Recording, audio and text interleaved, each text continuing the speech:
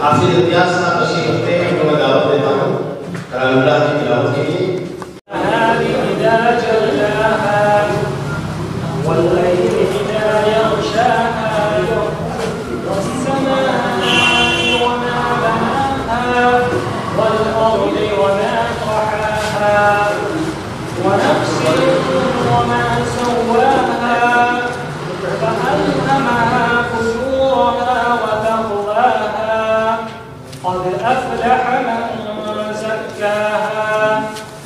وقد خاب من دساها كذبت ثمود بطغواها إذ انبعث أشقاها فقال لهم رسول الله ناقة الله وسقياها فكذبوه فعقروها فدمدم عليهم ربهم بذنبهم فسواها ولا يخاف عقباها صدق الله العظيم۔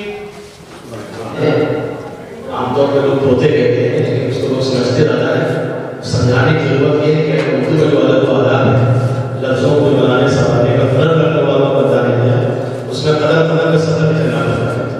تو اسی لیے ہم لوگ طوطے نہ کہنے کی سزادے کہتے ہیں، یہ ڈاکٹر بیراز کے انسان کو پسند آتے ہیں اور امید کرنا چاہیے کہ جو اسے پسند آتے ہیں انہیں وہاں پر اس کا موضوع باقی رہے گی۔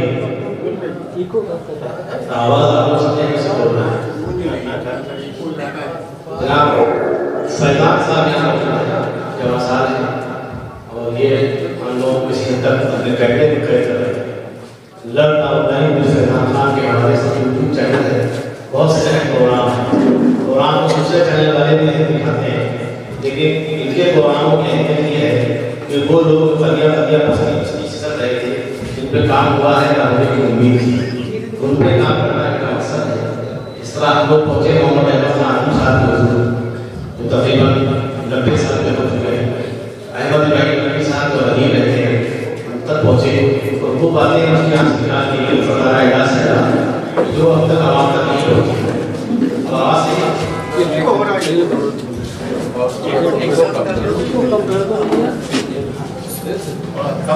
ابرار سالم صاحب کا ذکر اس لیے ہونا چاہیے، صدر حکومت کے نام کو لکھا جانا چاہیے۔ یہ ڈاکٹر بیراز صاحب کے سب سے چھوٹے بیٹے، لیکن بڑا وہی ہوتا ہے جو کام بڑا کرتا ہے۔ تو انہوں نے اپنے مطلب کاموں پر والد کی چھوڑی وراثت کا بوجھ رکھا اور جو کچھ وہ کرتے تھے اپنی کاموں میں ان کو بھی سکون میں نظر آتا ہے۔ یہ اچھی بات ہے، لہٰذا استقبال بھی ہونا چاہیے، تعریف بھی ہونا چاہیے۔ اور یہ شعر جو میں ہمیشہ پڑھتا ہوں کہ آسان لوگوں کے لیے، چاہے وہ صاحب قریشی صاحب وہ ڈاکٹر ہے نہیں دیکھا، یہ ڈاکٹر نہیں ہے کہ جو ہم لوگ مریض ذہن کا علاج کرتے ہیں۔ ان کے لیے یہ شعر ہے، ایک بہت اونچا شجر بھی، ابرار صاحب یہاں کے ایک بہت اونچا شجر بھی کیا اما دے پائے گا، ایک بہت اونچا شجر بھی کیا اما دے پائے گا، وہ شجر ڈھونڈو کہ جس کا دیر تک سایہ ہے، دیر تک سایہ کا رہنے کی امید ہے۔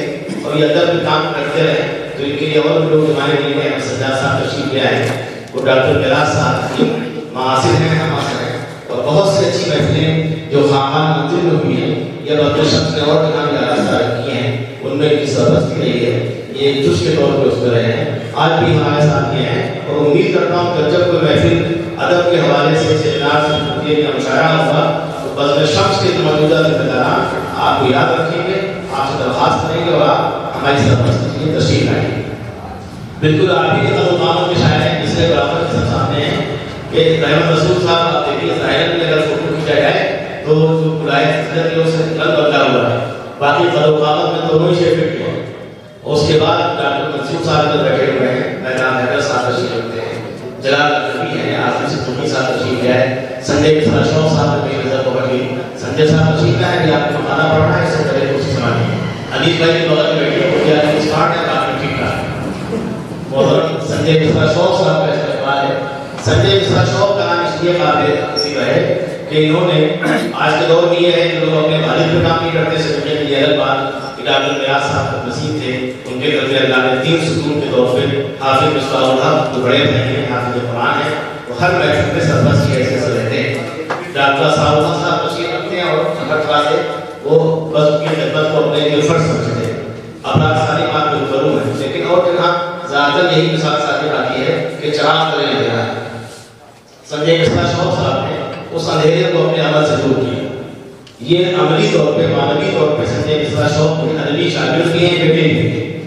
دونوں میں باپ بیٹے کا رشتہ تھا اور انہوں نے اس طرح ان کو زندہ رکھا اور جاوید کیا کہ جو کچھ ان کا علم میں سنسا تھا اس کو کائنات کی شکل میں شائع کر دیا. اس کا رسالہ ہی بہت شاندار ہوا. اس میں کئی لوگ مرحوم ہو گئے، یعنی کہ فضل امام صاحب یہ کہنا کر گیا، پروفیسر سید فضل امام صاحب، پروفیسر شاہد مدوری صاحب کی غنیمت ہے جب موقع ملے اور کسی اچھی کو ان کو بلایا گیا ہے. احمد ابراہیم نقوی صاحب علی ہیں، ان کے لیے دعائیں صحت ہونی چاہیے. اب محترم انیس انصاری صاحب کی ذات ایسی ضرور ہے جن کو ہم لوگ دیر تک دیکھ سکتے ہیں، اس لیے کہ جب تک چہرے پہ توانائی رہتی ہے تب تک زندگی ہے. تو جس طرح سے اللہ صاحب سے مجھے بہتر امیدیں ہیں، اسی طرح ڈاکٹر صاحب سے امید کرتا ہوں جیسے ڈاکٹر منظرہ منظور احمد صاحب ہماری رسموں کی یا اردو کی معاذ کی سرپرستی فرماتے تھے، اسی طرح محترم انیس انصاری صاحب مصروفیت کی جو بھی ہو لیکن سرپرستی فرماتے رہے. مرزا شاہد جہانگیر صاحب وہ کھڑرا جو عربی اعتبار سے پیارا ہو گیا تھا جہاں دے دے کے تاج لکھنوی تھے. ڈاکٹر میراج صاحب والد محترم کا تذکرہ کہاں سے شروع کریں، بڑا مشکل مسئلہ ہے. میں ان کا بیٹا ہوں، مجھے ان سے جو شفقت ملی اس کے بیان کے لیے نہ الفاظ ہے میرے پاس نہ مجھ میں وہ صلاحیت ہے. تاہم ان کی بجانہ شفقت ذہن میں محفوظ، یہ یاد کر کے آنکھ نم اور دل اداس کرتا ہے. گھر کے اندر بھی وہ ایک مشفق مہربان اور خیال کرنے والے باپ تھے. ہر ایک کا خیال رکھنا حساس تھے، چھوٹی چھوٹی باتیں محسوس کرتے تھے. اس کا احساس اپنے بچوں کو بھی دلاتا. مشاہدے سے کبھی دیر رات لوٹتے، گھنٹی بجاتے، کبھی مائیں اور کبھی دوسرے لوگ اٹھتے. برا تو لگتا تھا لیکن نیند کی گہری نیند سے اٹھ رہے ہیں، لیکن اس خبری پر ان کی شفقتیں یاد آنے پر سب کچھ مان پڑ جاتا تھا. میری تو عادت تھی کہ وہ مشاہدے سے آئے، میں نے دروازہ کھولا.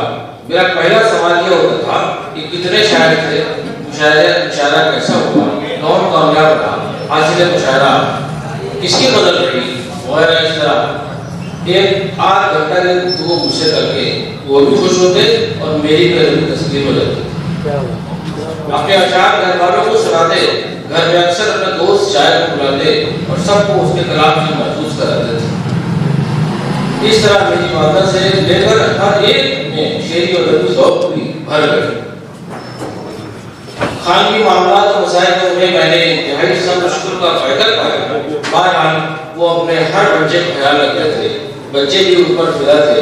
کی موجودگی کو ہم سبھی روشن چراغ کی مانند تصور کرتے تھے اور ملتے رہیں گے اور دنیا کی ہم-آہنگی میں شریک ہوتے رہیں گے. میرے والد کی شخصیت میں جاذبیت تھی، ہم نواؤں کی کثیر تعداد تھی. میں چشمگیر ہوں ان کا وسیع علم آباد کا، سب کچھ ان کی فطرت خاصہ کا نتیجہ تھا. سب سے اس طرح لکھتے گویا وہ صرف اسی کے ہوں اور فرید ہو کر دلجوئی کرتے تھے. دلبستگی کا سامان اس ڈھنگ سے فراہم کرتے کہ خوفزدہ دل تسکین پا کر ان کی محفل سے اٹھتے تھے. یہ بات ہمیشہ سے رہی ہے کہ آدمی اندر سے ٹوٹا ہوتا ہے. وہ محفل میں رہتے ہوئے خود کو تنہا محسوس کرتا ہے. اسے کسی ایسے فرد کی تلاش رہتی ہے جو اس کے دل کا درد سن سکے، اس کا بوجھ ہلکا ہو جائے، اسے اطمینان کی دولت مل جائے. ایسے میں اکثر لوگوں کی نظریں میرے والد پر اٹھتی تھی. وہ اپنا غم اپنے اندرون کو میرے والد سے شیئر کر کے سکون پاتا تھا.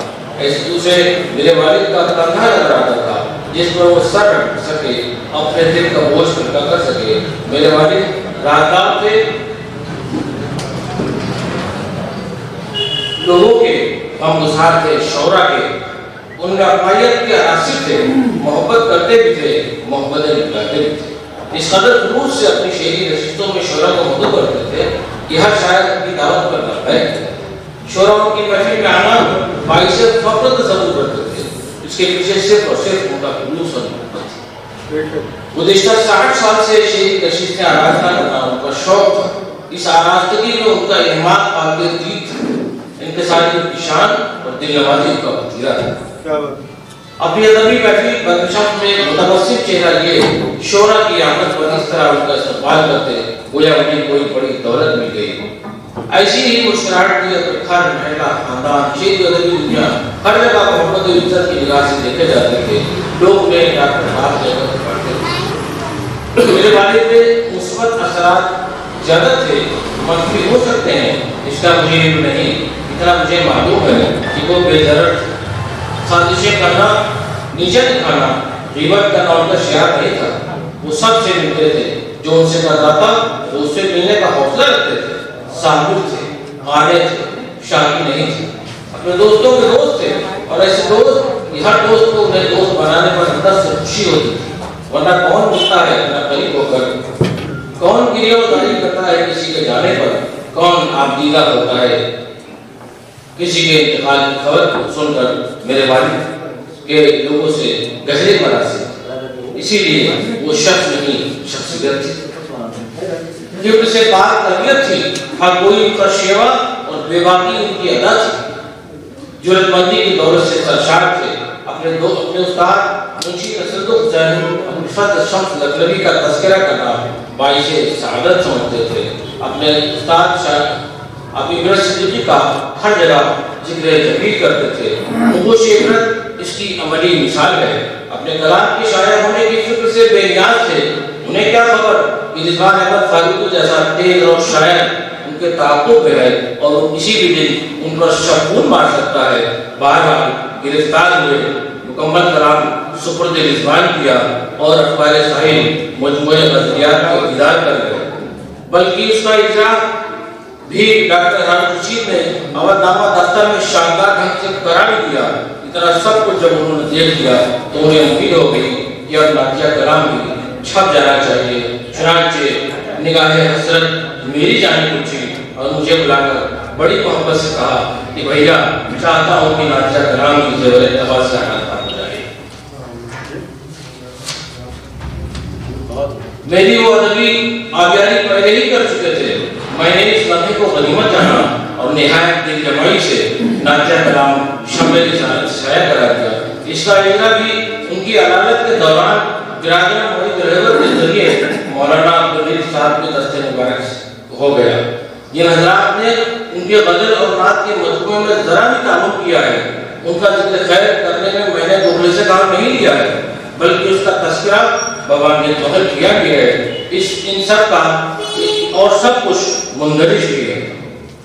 جہاں تک ان کے کلام کا تعلق ہے، آپ ان کی غزلیں پڑھیں، انہیں کا جلوہ نظر آئے گا، ان کی نعتیں دیکھیں، گلہائے عقیدت کے نظرانے دکھائی دیں گے۔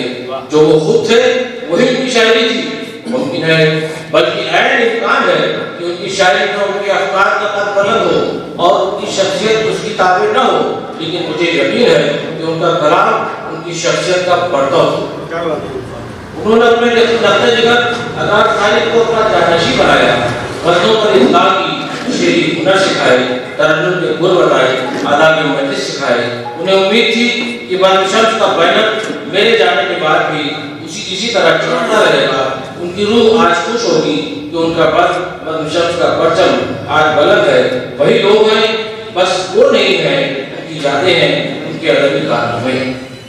میں ان کے اشعار کے نمونے دے کر کیا کروں گا؟ مجھ سے بہتر تعلیمی زبان اعظم موجود ہے، وہی فیصلہ کریں گے کہ ان کے کلام میں کتنی جاذبیت تھی اور کتنی دلکشی اور ربائی تھی۔ انہوں نے طویل عمر میں ایسا کچھ کیا کہا بھی جو قابل ستائش ہو یا محض تفنن دوا کی خاطر خاصانوں کی شعری دنیا میں صرف کر دیا، اس کا محاسبہ اخبار میں تبدیل کریں گے۔ انہیں کسی مشاعرے کی حص نہیں رہی، وہ اپنی دنیا میں مست تھے۔ وہ خوب سمجھتے تھے کہ مشاعروں کی دنیا بڑی جوڑ توڑ کی دنیا ہے، اس میں بعض وقت بہت کچھ فروغ کرنا پڑتا ہے۔ ان کی خوددار طبیعت کبھی اس کے لیے آمادہ نہیں رہی۔ کسی کے کو پیچھے ڈھکیل کر آگے بڑھنا ان کے مزاج میں نہ تھا، بلکہ وہ تو نوجوان شعراء کی ہمت افزائی کر کے انہیں آگے بڑھاتے تھے۔ اردو سے لوگ کماتے ہیں، اردو ادب پر خرچ کرتے تھے، کہتے تھے کہ ادب کا فروغ انسانیت کا فروغ ہے۔ یہی ان کی محبت کی معراج ہے۔ اسی لیے وہ آج بھی لوگوں کے دلوں میں احترام اور محبت کے جذبے کے ساتھ زندہ ہے۔ ان کی باتیں ذہنوں میں محفوظ ہیں اور ایک اچھے اور سچے شاعر کی حیثیت سے یاد کیے جا رہے ہیں اور ہمیشہ یاد کیے جائیں گے. بہت بہت شکریہ. اور صدر موسم کی جانب سے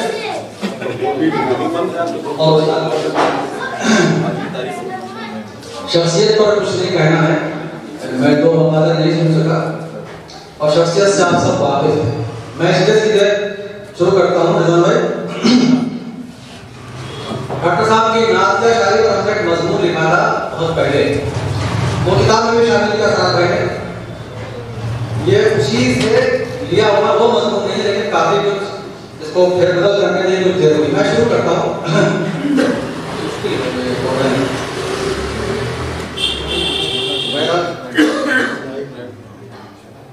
اب کام لگ گیا طریقہ اور دیا, آپ قبلہ بدل دیجیے. میں ہم لوگ پڑھ لیے, پڑھیے. عنوان وہی جو پہلے تھا, کیونکہ اب ڈاکٹر میرا سائنس اب الحیات نہیں ہے, نام میں مقصد ہونا ہے. تو یہ اب کوئی جواز نہیں ہے کہ کسی قسم کی رعایت سے کام لیا جائے. اب یہ وقت ہے کہ ان کی شاعری پر کھل کر گفتگو ہو. ڈاکٹر میرا سائنس کی نعتیہ شاعری کا تنقیدی محاورہ. ڈاکٹر میرا ساحل کا نام نامی موجودہ دبستان لکھنؤ میں کسی تعارف کا محتاج نہیں ہے. ادبی تنظیم برد شمس ان کی شناخت کا بنیادی حوالہ رکھا ہے, جس کی خدمت میں وہ نصف صدی سے زیادہ عرصے تک سرگرم رہے. برد شمس نے ڈاکٹر میرا ساحل کی نگرانی میں تخلیقی سطح پر کچھ انقلابی اور اختراعی کارنامے بھی انجام دیے. عام طور سے غزلوں کی نشستوں میں غزلوں پر ہی رواں آزمائی کی جاتی ہے, لیکن ڈاکٹر صاحب نے برد شمس کے زیر اہتمام سال میں ایک حمدیہ طرحی مشاعرہ, ایک نعتیہ طرحی مشاعرہ, ایک برسات کے موضوع پر طرحی مشاعرہ اور ایک سالانہ بیٹھ طرحی مشاعرہ کا سلسلہ قائم کیا, تاکہ مبتدی اور سینئر شعراء دونوں کی مشق سخن مختلف موضوعات پر ہو سکے.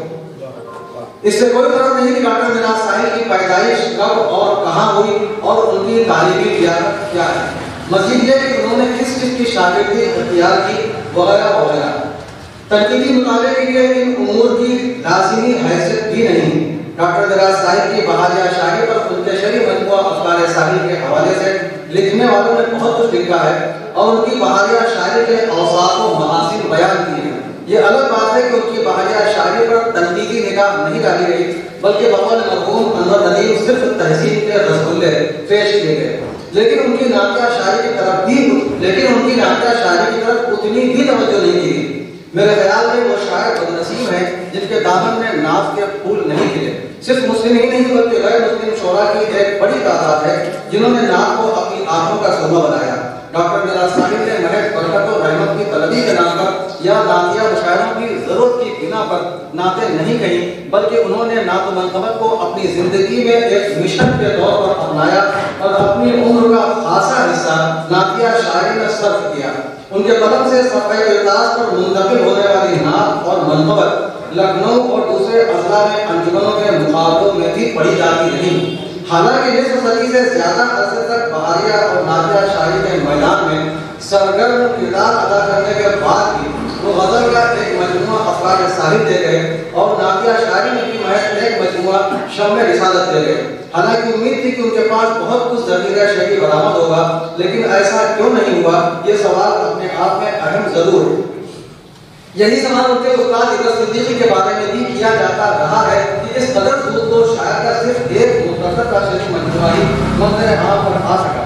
آخر ان کی شاعری کا دونوں حضرات کی شاعری کا بہتر حصہ کہاں ہے؟ بہرحال آئیے ڈاکٹر میرا صاحب کی نعتیہ شاعری کا جائزہ لیا جائے اور ان کے اشعار کی روشنی میں یہ دیکھنے کی منطقی اور معروضی کوشش کی جائے کہ وہ نعتیہ شاعری میں کہاں تک کامیاب ہیں. اس سے پہلے کہ ہم ڈاکٹر میرا صاحب کی نعتیہ شاعری کا جائزہ لیں, یہ سمجھ لینا ضروری ہے کہ نعت کو ایک مشکل صنف کیوں کہا گیا اور اسے بار تاریخوں نے تلوار کی ہاتھ پر چلنے سے کیوں تعریف کیا, یہ تاریخ ہم چھوڑتے ہیں.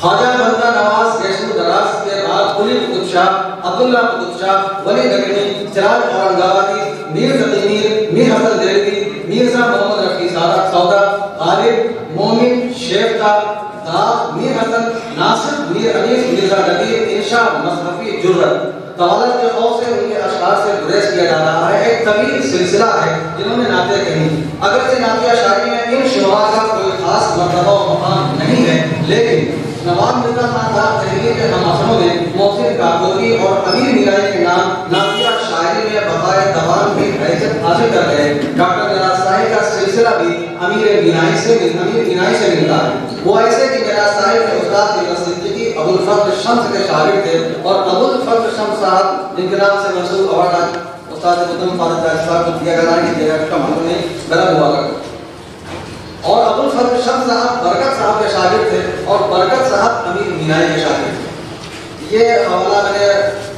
ڈاکٹر اسرار صاحب نے مقدمے سے لیا ہے جو انہوں نے کیا بات کری ہے۔ ظاہر ہے کہ نعت کے لیے جب شعری پیکر طے پا گیا تو نعت کے شعری تقاضے بھی وہی ہوں گے جو اچھی شاعری کے لیے ہوتے ہیں، لیکن صرف محاسن شعری سے بات نہیں بنتی، بلکہ اس سے بھی سخت مرحلہ شرعی تقاضوں کا ہے، جس کے لیے عقائد اور تاریخ اسلام کے علم کی بھی ضرورت ہے۔ اگرچہ یہ کہا جاتا ہے کہ شاعری کے لیے علم کی ضرورت نہیں ہوتی، کیونکہ شاعر تلمیذ الرحمان ہوتا ہے اور آتے ہیں غیب سے یہ مضامین خیال میں، لیکن جناب نے یہ کہاوت ثابت نہیں آتی۔ ڈاکٹر عزیز حسن کہتے ہیں کیا کہتے ہیں اسے چھوڑ دیا جاتا ہے۔ اس لیے کامیاب نعت وہی ہے جس میں شرعی اور شعری تقاضوں کی ہم آہنگی موجود ہو، عقیدت اور محبت کے جوش میں رسول اللہ کا مرتبہ صلی اللہ علیہ وسلم کا مرتبہ محبوب کے دائروں سے نکل کر معبود تک نہ پہنچ جائے، تاریخی واقعات نقل کرنے میں من گڑھت اور جھوٹی روایتیں نہ آنے پائیں، عوام سے واہی کے بجائے غزائے خداوندی مقصود ہو۔ ہمارے رسول اللہ صلی اللہ علیہ وسلم اللہ کے قاضی نبی ہیں، انہی پر نبوت تمام ہے اور دین کی تکمیل کی ہو چکی، اور انہی کے صدقے میں انسان کو اشرف المخلوقات یعنی تمام مخلوق میں افضلیت کا درجہ حاصل ہے۔ ڈاکٹر میراث صاحب نبی کریم سے اپنی محبت اور خلوص عقیدت کے پھول اشعار کی صورت میں پیش کرتے ہوئے کہتے ہیں اور درست کہتے ہیں کہ جس قدر قربت نبی ہوگی معتبر اتنی زندگی ہوگی، جب یہاں سیرت نبی ہوگی بارش نور لازمی ہوگی، جتنے اعمال ہوں گے پاکیزہ قبر میں اتنی روشنی ہوگی۔ ان اشعار میں شاعر سرکار دو عالم صلی اللہ علیہ وسلم سے صرف محبت اور عقیدت ہی نہیں پیش کی، بلکہ پہلے شعر میں صداقت، دوسرے شعر میں فضیلت اور تیسرے شعر میں حقیقت بیان کرتے ہوئے ایک پیغام بھی دیا ہے، وہ پیغام جسے لے کر سرکار دنیا میں تشریف لائے۔ سب سے بڑی خوبی یہ ہے کہ یہ اشعار سہل ممتنع میں کہے گئے، یعنی نظم اور نظم کے خط امتیاز کو بڑی خوبصورتی سے برقرار نہیں رکھنے میں کامیاب ہے۔ اسی طرح کہ یہ اشعار کی ملاحظہ ہو، بیدار ہوتے ان کو نیا حوصلہ دیا، جو سو رہے تھے ان کو نبی نے جگا دیا، بو کر نبی نے نور کے بنجر زمین میں یثرب کو مصطفیٰ نے مدینہ بنا دیا۔ حدیث پاک کا مفہوم ہے کہ جہاں ذکر رسول ہوتا ہے وہاں فرشتے بھی آ کر اس ذکر میں شامل ہو جاتے ہیں۔ اس بات کو شریعت لیٹر میں یوں ڈالا ہے کہ فرشتے عرش سے آتے ہیں سننے بزم راحہ میں، یہی ہوتا ہے ساری نعتیہ اشعار کا جلوہ۔ یہ بنجر شعر کے ڈاکٹر میراث صاحب کے طرف سے نکلا جو دو مصروں میں اصحاب کرام کی پوری تاریخ نقل کر گیا، جس کے پہلے مصرے میں دعویٰ کیا گیا اور دوسرے مصرے میں تاریخی حوالوں کے ساتھ دلیل پیش کر دی گئی۔ یہ دعویٰ اور دلیل کی شاعری اردو میں غالب کا ٹکڑا اجاز رہا ہے۔ وہ شعر میں کہ وہ جس کے دل میں نبی کا چراغ جلتا ہے، ہوا کی زد پاک اسی کا چراغ جلتا ہے۔ رعایت لفظی کے ساتھ فنی کمالات کے مظہر یہ اشعار کی ملاحظہ ہو، رعایت لفظی کے کمالات آپ کو جاذب صاحب کی شاعری میں کثرت سے ملیں گے۔ کفر کی ظلمت چھٹی، روشن ہوا حق کا چراغ، نور پھیلا ہر طرف، نور خدا کا فیض ہے۔ ہم جلس کر رہ گئے ہوتے غموں کی دھوپ میں، وہ تو کہیے سایہ شمس الصبح کا فیض ہے۔ بارش انوار کیوں ہوتی ہے یہ سوچا کبھی، وہ ہے فارا سے جو اٹھی، وہ ہے فارا سے اٹھی جو اس گھٹا کا فیض ہے۔ بھر گئی ہے جس کے دم سے اس زمین کی سونی گود، بھر گئی ہے جس کے دم سے اس زمین کی سونی گود، ہے کرم اللہ کا اور آمنہ کا فیض ہے۔ پہلے شعر میں کفر، حق، ظلمت، روشنی، نور، نور الہدا، اور دوسرے شعر میں جھلسنا، دھوپ، سایہ، شمس الہدا، تیسرے شعر میں بارش، گھٹا اور خوف، چوتھے شعر میں زمین کی سونی گود بھرنا کی رعایتیں کیا فنی حسن پیدا کرتی ہیں، اسے اہل فن ہی سمجھ سکتے ہیں۔ نبی کریم کے اس قدر شاید नबी करीम से इस कदर मोहब्बत और अकीदत के बावजूद मदीने की हाजिरी भी उन्हीं को नसीब होती है जिन पर अल्लाह का खुशबू करम हो जाए। हर मुसलमान अपने रसूल पर हाजिरी की तमन्ना अपने दिल में रखता है और अल्लाह ताला से दुआ करता है कि उसे एक बार दर रसूल की हाजिरी नसीब हो जाए। डॉक्टर बिलाल साहिब भी ये तमन्ना और ख्वाहिश अपने दिल में रखते थे, लेकिन उन्हें एक मौका आने के बावजूद भी दयार रसूल के दीदार का शरफ हासिल नहीं हो सका। हर मरतबा एक काफिला उनकी आंखों के सामने चला जाता रहा। वो अपनी हसरत और कैफियत का बयान अपनी नातिया शायरी में करते रहे और इस अकीदे का इजहार भी करते कि मदीना जाने वालों को हसरत से देखने वाली नजर भी उतनी पाक होती है, इतनी पाक होती है कि चांद सूरज भी उसको निगाह रश्क से देखते हैं। गुंबद खतरा इधर था, हम उधर देखा किए, रश्क व हसरत से हमें शम्सो कमर देखा किए, जाने वाले मुस्कुरा के सोए काबा चल दिए, हम गरीब अपने ही घर के बामों दर देखा किए। नातिया शायरी में शुरू से ही हुजूर से मोहब्बत, अकीदत, मदीना हाजिरी की हसरत, नबी से दूरी का गम, आपका हुलिया मुबारक, आपके गैसो और रुखसात, आपके लबे नाली, आपका खाना, आपकी जुदाई मुबारक का वगैरह का बयान मुख्तलिफ अंदाज में मौजूद रहा है। लेकिन लखनऊ स्कूल ने मदह सहाबा की तहरीक के तहत नातिया शायरी में ये रुझान भी पैदा किया कि नाज का मसला हमद का रखा जाने लगा और नाज में मनक़बत अस्हाब किराम बिलखुसूस खुलफाए राशिदीन के औसाफ भी लाज़िमी तौर पर बयान किए जाने लगे। ये रुझान डॉक्टर बिलाल साहिब की नातिया शायरी में भी मौजूद है। उनकी नातिया शायरी का टोटल इम्तियाज ये है कि उन्होंने सिर्फ अकीदत और मोहब्बत और जज्बात पाकीज़ा का बयान ही नहीं किया, बल्कि ऐसे अशार भी नक़्ल किए जिनमें नबी की सीरत का पैगाम और उन पर ज़ौक़ अमल की दावत दी गई। लेकिन यह पैगाम और दावत बराह रास्त खिताब की सूरत में नहीं है जो शायरी का है तसव्वुर किया जाता है, बल्कि उसे फर्द के ज़ाबतों की पाबंदी करते हुए कामयाबी से बनता है। यही डॉक्टर बिलाल साहिब की नातिया शायरी का इम्तियाज।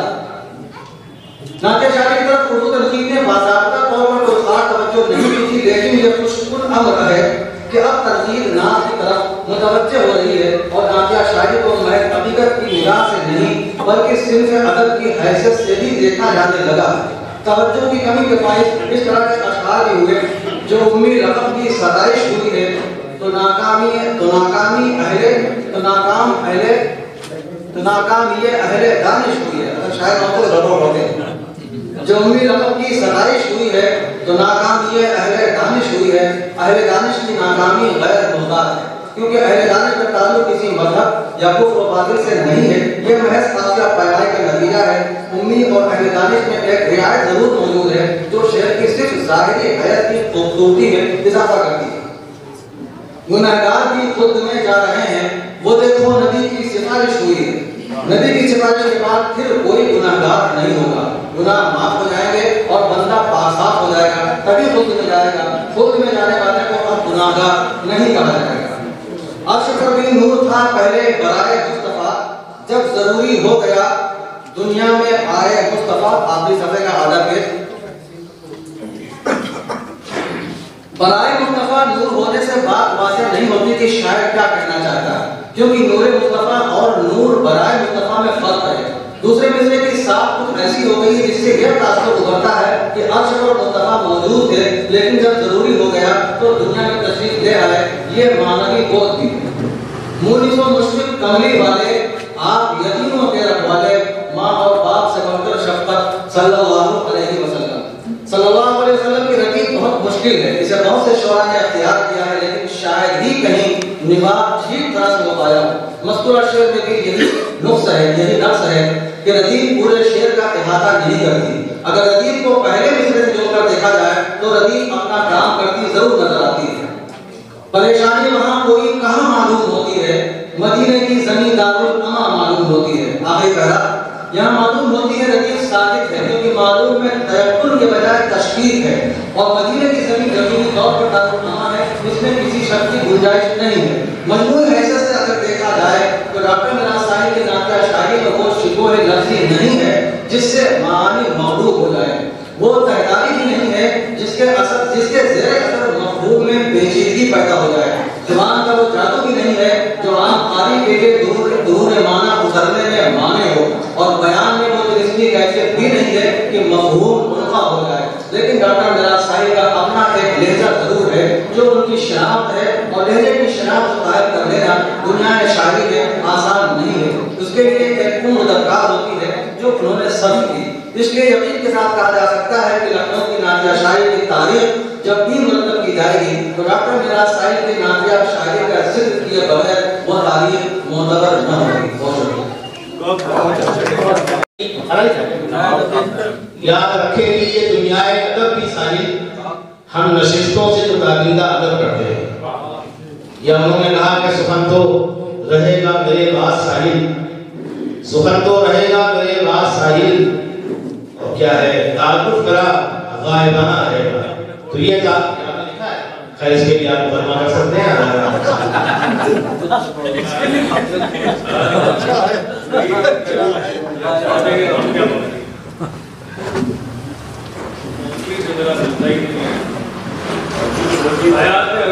حیات معراج یہ ہے عنوان.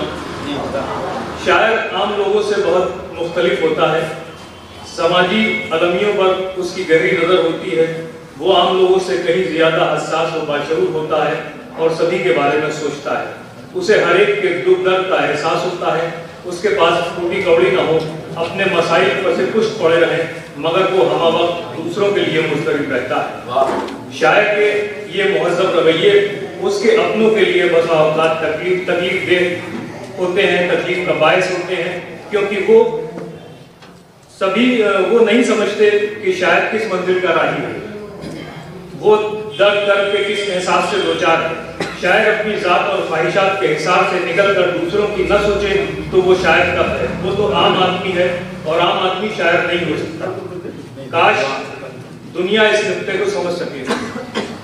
ڈاکٹر میراث ساحل عام انسان نہ تھے، اسی لیے انہوں نے شعری ذوق و شوق کے ساتھ نسلوں کی آبیاری کے لیے بزمارائیاں کی، ہر ماہ پابندی سے شعری نشستیں کی، نئے پرانے شعراء کو ایک ایسا پلیٹ فارم دیا جس میں وہ اپنی بات پر اثر انداز میں دوسروں تک پہنچا سکیں. ڈاکٹر میراث ساحل نے اپنے اس مستحسن عمل سے کم و بیش 50 برس تک لکھنؤ کی فضا کو شیر خیز بنائے رکھا. نہ صرف لکھنؤ بلکہ اطراف و اطناف کے شعراء و ادبا بزم کی نشستوں اور خالص ادبی پروگراموں میں شریک ہوتے رہے. ڈاکٹر صاحب کو شہرت و ناموری اور دادخواہی کی تمنا ہوتی تو وہ دوسرے طریقے اختیار کرتے. عالم جوانی میں ہی اپنے شعری مجموعے شائع کرا کے ادبا و شعراء سے خراج بٹورتے، اپنی شخصیت پر مضامین لکھواتے اور بڑے شاعر ہونے کا تمغہ لیتے. مگر انہوں نے ساری توانائی طرحی اور غیر طرحی نشستوں کے انعقاد پر صرف کر دی. دوسروں کی کامیابی اور ترقی میں وہ خوشی محسوس کرتے تھے، نہ اپنی کتابوں کی اشاعت کی فکر کی، نہ بزم کی سالانہ کارکردگی کے گلدستے شائع کیے کہ جن کی روشنی پہ ان پر باقاعدہ گفتگو کی میز سجتی.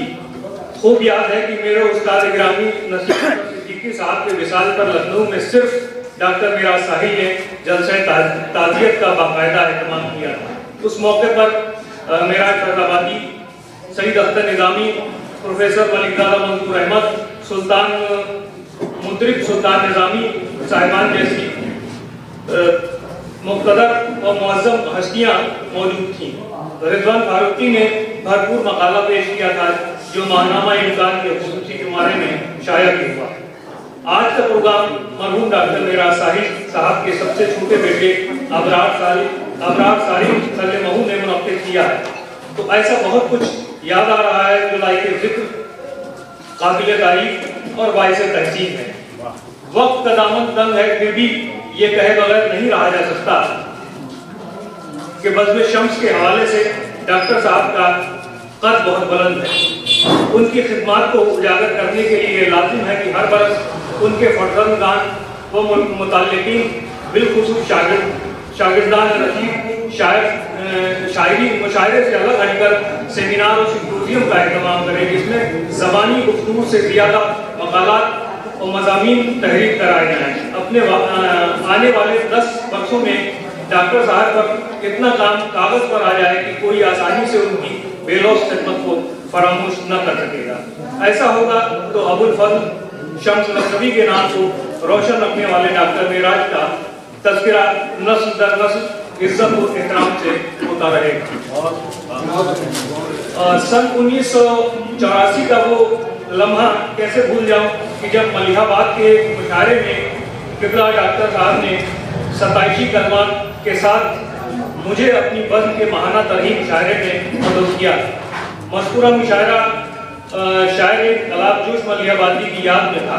यही डॉक्टर साहब से पहली बार मुलाकात हुई थी। फिर जब भी जहाँ भी कहीं मिलते खैरियत तलबी के बाद बज़्म शम्स के माहनामा मुशायरे में शिरकत की दावत देते, मदू करते, मिसरे तरह को बार बार उसकी याद दहानी कराते। नशिस्तों के इनाकात का ऐसा ज़ौक़, ऐसा जुनून सिवाय चौधरी अब्दुल सत्तार खां बेदिल के मैंने और किसी में नहीं देखा। यकीन जानिए हर महफिल में हर जगह डॉक्टर साहब के पुरखुलूस अंदाज और मिसरा नोट कराने की रविश ने ऐसा चस्का लगा दिया कि मुझे 14 तारीख याद रखने लगी। बज़्म शम्स की माहनामा नशिस्तें इसी तारीख को मौलवीगंज से कैसर बाग तक होती रही। इस बज़्म ने तारीख का नशिस्तें और मुशायरे किए। आंखों में वो खूबसूरत मनाजिर आज भी रक्सा है कि जबकि मेरे उस्ताद नसीम अख्तर सिद्दीकी, उनके मासरीन बल्कि और भी ज़्यादा सीनियर शोरा ने बज़्म शम्स के तरहीब मुशायरों में शिरकत की और अपने कलाम से तारीफ रकम की। अलहाज उमर अंसारी, मकसूद हुसैन, फिरोज निज़ामी, मुसफ़िर लखनवी, इम्तियाज़ अदीब, इब्राहिम सिद्दीकी साहिबान से इसी बज़्म के ज़रिए मुतारिफ हुआ। दूसरी बज़्मों ने दूसरे शोरा को मिलवाया, मगर नशिस्तों के इनक़ाद और एहतमाम में जो लगन मुस्तैदी और खुलूस मेरास साहिल साहब के यहाँ था वो दूर तक मुझे कहीं नजर नहीं आया। मकाम मसरत है कि डॉक्टर मेराज साहब के फर्जंदगान में उर्दू का ज़ौक़ व शौक़, उसके फ़रोग़ का जज्बा और कुछ कर गुजरने का जुनून है, और वालिद के लगाए हुए शजर को खाद पानी देकर सब्ज़ और शादाब रखने की फिक्र की। डॉक्टर असरारुल हक की किताबों के कई किताबों के मुसन्निफ और मुरत्तिब हैं। अपने वालिद डॉक्टर मेराज साहिब के शेरी काविशों को मंजर आम पर लाकर उन्होंने अपनी सादतमंदी और सलाहियत का मुजाहरा किया। अबरार सारिम भाइयों में सबसे छोटे होने के बावजूद शायरी की मीरास को संभाले हुए हैं।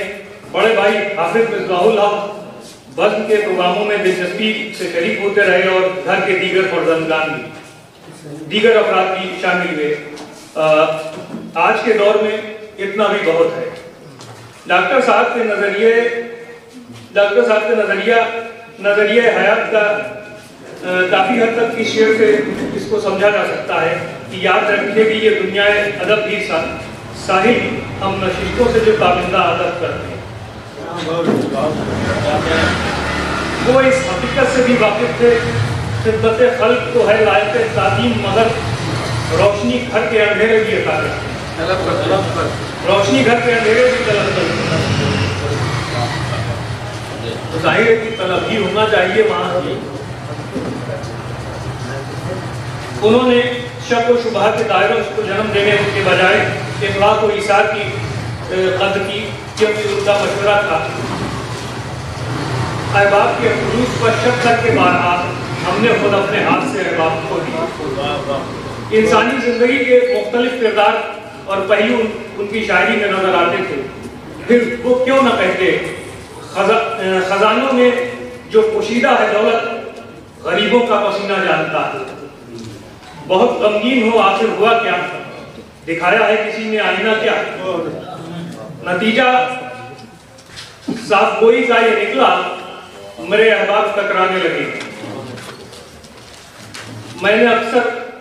मैंने एक दिन मसाइब बयां कर दिए, यकबैक मेरे अहबाब कम हो गए।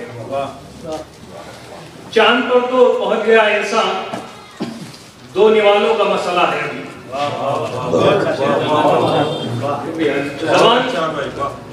ज़बान बयान के तगय्युर और तहजीबी कदरों की पामाली से शायद तिलमिला उठता है, और वो ये कहे बगैर नहीं रह सकता कि इस दौर के अल्फाज समाअत का गरा है, माजी का वो लहजा वो ज़बान ढूंढ रहे हैं। शायर ने अपनी शायरी में जाबजा कीमती मशवरे भी दिए हैं, जैसे वरेब अक्सर बदल देता है चेहरा, किसी से तुम कभी धोखा न करना। परवान चढ़े जिसके इबारत से तासुब, तुम ऐसी किताबों को जला क्यों नहीं देते। तरहीब मुशायरों के शेर हैं ये।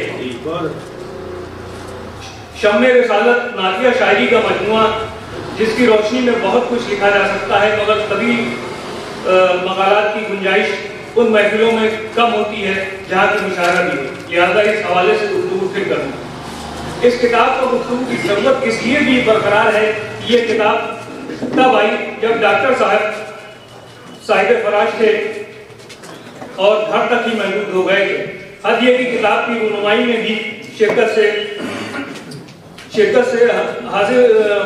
हाजिर नहीं हो पाए थे। शिरकत से हाँ, मैं महरूम कहना नहीं चाहता, महरूम और मरहूम दोनों मैं नहीं कहता हूँ, क्योंकि मरहूम कोई होता ही नहीं, आत्मा तो कभी बढ़ती नहीं, तो मरहूम का है। अफकार साहिल गज़लों का मजमुआ जिसमें शायर के फिक्र फन का अंदाजा होता है और दिल चाहता है कि तज़किरा किया जाए, कदर व मंजिलत की निगाह से देखा जाए। यही ख्याल शायर के इस शऊर शेर को सिदाकत की सनद बख्शता है। सुखन तो रहेगा मेरे बाद साहिल, तारुफ मेरा गायबाना भी होगा। इसीलिए आपने पढ़ने लिया था। और क्या, शायर के इसी शेर पे गुफ्तगू का बाब बंद। बाकी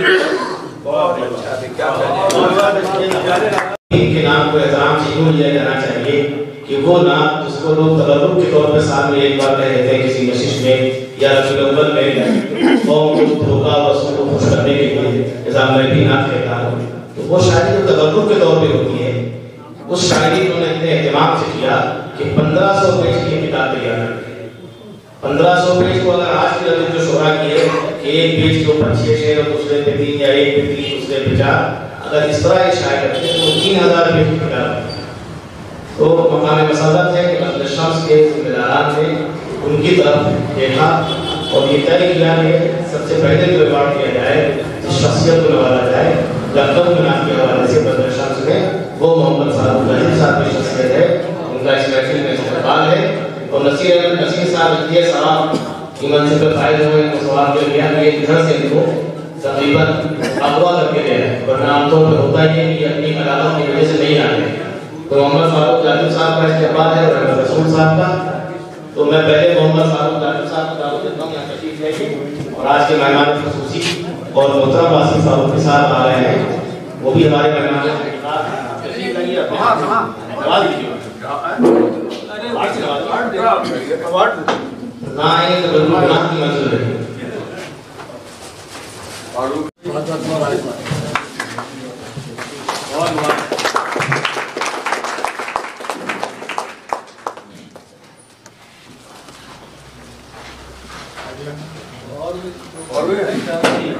क्या है जनाब रहमत रसूल साहब तशरीफ लाए। आइए आइए आप खड़े रहिए, आइए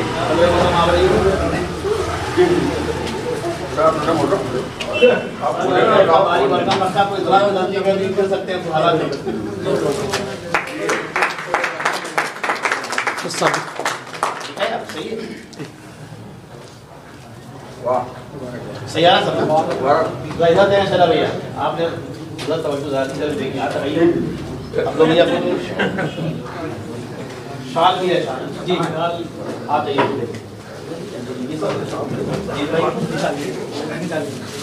दोनों को सजा दिख रहे बनाइए थोड़ा सा सजा भाई पीछे होगी ना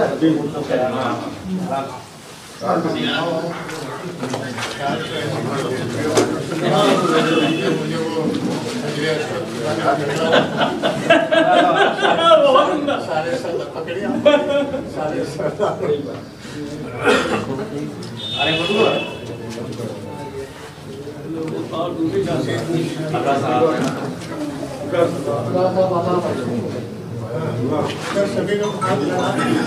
जी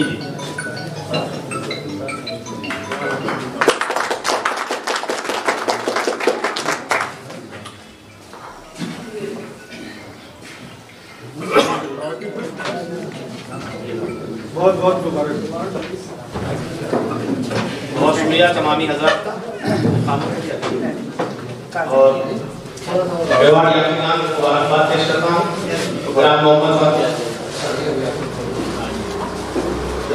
फारूक जाकिर साहब को मुबारकबाद और रसूल साहब को لوگ جنہوں نے اپنے دستے مبارک اس ایوارڈ میں یا شان میں لگائے وہ سب کا شکر گزار ہوں.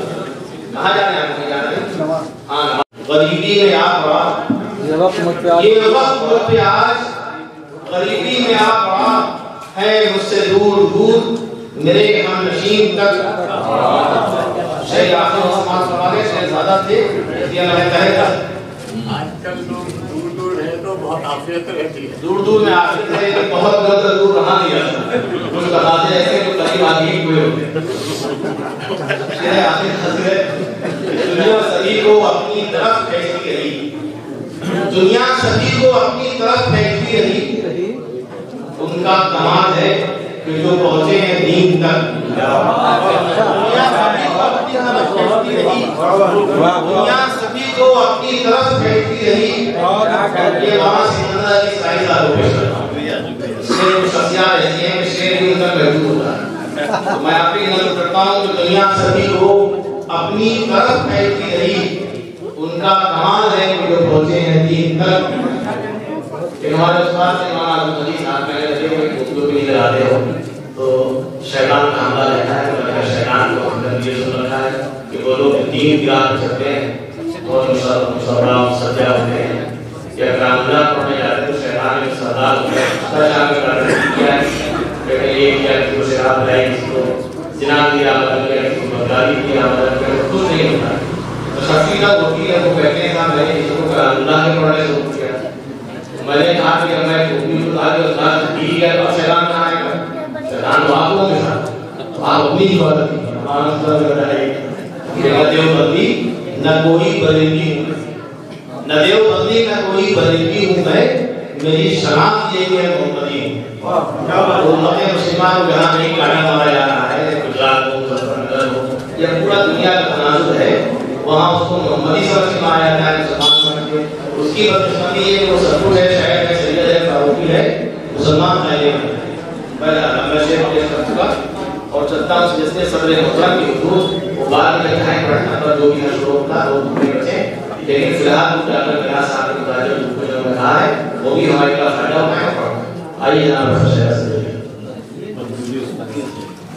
حضرات گرامی السلام علیکم. بہت بلاشی ہے حضرات. دراصل میں خود کو منصب صدارت عطائی اور مجھے اس بات کا اعتماد ہوا کہ استاد الشہراء جناب محمد فاروق تاجر ڈاکٹر نظام اس میں شرکت فرما رہے ہیں.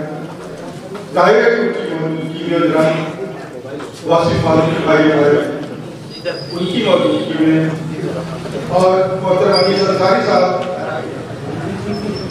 جو کہ اردو عربی فارسی یونیورسٹی کے سابق وائس چانسلر آپ حضرات کی موجودگی میں ریسرچ کرنا بہت ہی چھوٹا ہے. یہ اس قابل نہیں ہے اس قائد نہیں ہے کہ اس قابل میں مقصد پر پائے. میرا وقت سیکھنے کا ہے میں سیکھ رہا ہوں حضرات سے اور بہت اچھے مقالے آپ حضرات کو سنائے. ڈاکٹر ہارون رشید صاحب نے ڈاکٹر اسرار بھٹ صاحب نے اور اس کے علاوہ محترم رضوان فاروقی صاحب کی خوبصورت اور شاندار نظامت جو ہے اس کو چاشان کرا کے اس پروگرام کو سجے شوق تھا. انہوں نے بہت خوبصورت مقالہ بھی پیش کیا اور اس کے علاوہ اچھی خوبصورت نظر بھی پیش کی. بہت ساری مبارکبادیں آپ کے بات کیے ڈاکٹر اسرار بھٹ صاحب اور جناب ابراہیم صالح صاحب کو میں خاص طور سے مبارکباد پیش کرنا چاہتا ہوں اس خوبصورت پروگرام کے انعقاد پر. ڈاکٹر میراث صاحب کے لیے خاص طور سے میرا کل بھی ایک لگاؤ تھا اور مجھے اپنے چھوٹے بھائی کی طرح سے سمجھتے تھے اور مانتے تھے. اللہ تبارک تعالیٰ ان کو بڑی رحمت کرے جنت الفردوس میں دکھا دے. ان کے لیے میں نے ایک نظم کہی تھی جو کہ ان کی زندگی میں میں نے ان کی نظم کی لیکن اب چونکہ وہ اس دار فانی سے کچھ کر گئے ہیں اور جنت الفردوس میں انشاءاللہ تو میں نے اس کو کچھ ترغیب کے بعد اس نظم کو میں کی خواہش کی اور میری بھی یہ خواہش ہے کہ میں اس کو آپ کے لوگوں کو پیش کروں. تو وہ نظم میں پہلے پیش کروں گا اور اس کے بعد دوسرا لیکن نظم پڑھ دی ہے سب کی اتنی گنجائش نہیں. اچھا اجازت میں یہ سوال چاہتا ہوں کہ مجھے بیٹھنے کی ضرورت ضرورت ہے. آپ حضرات کی اگر اجازت ہو تو بیٹھ کر احترام پیش کریں. نظم تو پڑھ لی کرسی سے نا ایسی بغل کرسی جی میں کرسی بیٹھیے میں چاہ رہا میں آپ حضرات کی اجازت کر رہا ہوں اور آپ سبھی حضرات سے اجازت چاہتا ہوں.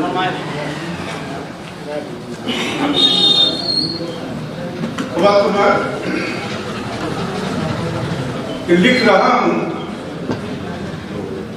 میں سخن کے ماہ کامل کے لیے. لکھ رہا ہوں میں سخن کے ماہ کامل کے لیے.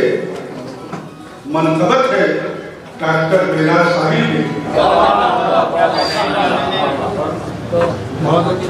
لکھ رہا ہوں میں سخن کے ماہ کامل کے لیے.